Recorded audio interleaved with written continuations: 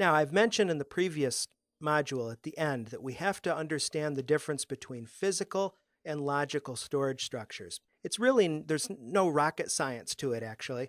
Physical storage structures are file system objects that appear in the file system. Logical structures are representations of the physical, but they don't necessarily line up one by one. Generally speaking, logical stuff can be changed a lot more easily than physical stuff can. I often think of the difference between a MAC address on a network interface card versus an IP address. A media access controller MAC address is called a physical address because the address has been, at least on paper, permanently burned into the card.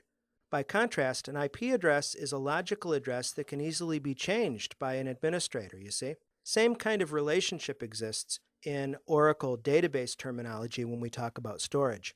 First, we have what are called OS blocks. This doesn't have anything to do with Oracle. An OS block refers to your operating system, how it allocates data at the most fundamental level. Of course, on a mechanical hard drive, you have the sector being the absolute ground level allocation unit. But then when you format a drive and put a file system down, like NTFS in Windows, you have what are called clusters. They'll generally speaking be 4K apiece, and that's the minimum allocation from the operating system level.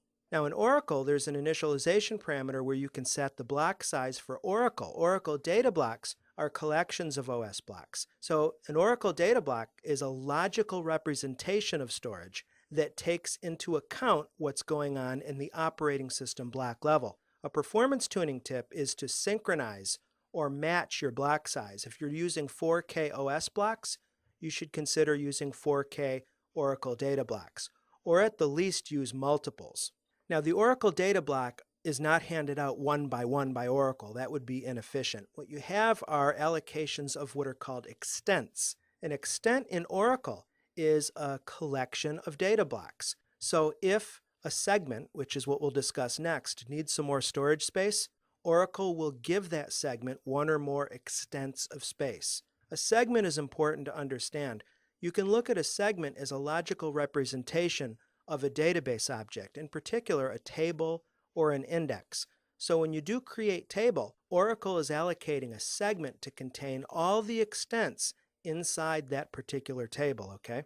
As you see, we're moving outward from the most specific and most granular out to the more general objects. A table space is a confusing concept to some, but it doesn't have to be. A table space, again, does not exist in the file system, so it's a logical container for one or more segments. It's as simple as that. So you can organize tables in an Oracle database by table space, and those table spaces are logical analogs to your data files. So you might have a table space for a particular user group, and they have so much going on and so much need for disk space and maybe parallel execution that you could put the table space and the data files on a separate disk. Of course, the data files would physically be moved to that disk. The table space would just simply be in software associated with that disk. You see what I mean? Finally, new in 12C, we have what's called the heat map and automatic data optimization. We'll talk more about this later, but basically this feature will show you a graph of data access. The idea of a heat map means if data is accessed a lot, you have certain segments or tables